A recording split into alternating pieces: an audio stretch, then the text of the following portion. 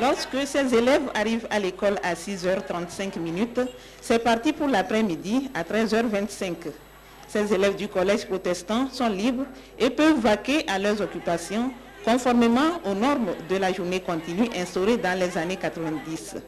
Les élèves qui passent par cet établissement se plaisent dans le système. Cela nous permet de pouvoir nous reposer après les cours et avoir toute la soirée pour apprendre. Ce n'est pas trop fatigant quand même. C'est assez avantageux parce que grâce à ça, grâce au système de 7 heures par jour, on peut quand même terminer le programme avant la fin de l'année. Selon les responsables de l'établissement, la journée continue est préférée pour plusieurs raisons, notamment sécuritaires et économiques.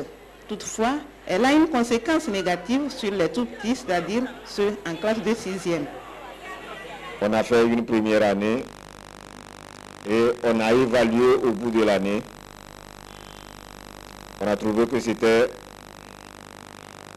globalement satisfaisant. Et les parents ont trouvé que ça coûtait moins cher de faire venir une fois l'enfant et le faire repartir une fois à la maison.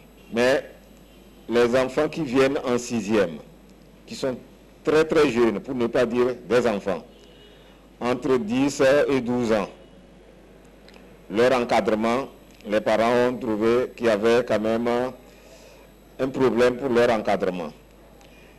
Parce que ce ne sont pas tous les parents qui rentrent à la maison à midi. Il n'y a pas de système sans défaut, mais les défauts étant inférieurs aux bénéfices qu'on en tire, donc les trois partenaires, les élèves, les parents d'élèves et les professeurs ont trouvé qu'on pouvait continuer dans ce sens. Contrairement aux écoles privées et confessionnelles, celles publiques évoluent dans le système classique, marqué de pause à midi et une reprise à 14h30. Il n'existe pas de texte officiel qui nous permet de faire la journée continue. Mais ce que nous pouvons relever, c'est que, vous savez, le cerveau de l'homme est très difficile à gérer.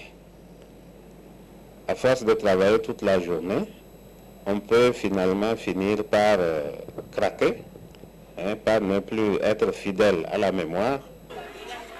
Si le repos est nécessaire pour un apprenant après un certain nombre d'heures de travail, il n'en demeure pas moins, selon les promoteurs de la journée continue, que ce système a des avantages, puisqu'en même temps qu'il permet aux parents de dépenser moins, il permet aussi aux élèves de disposer d'un temps nécessaire pour étudier.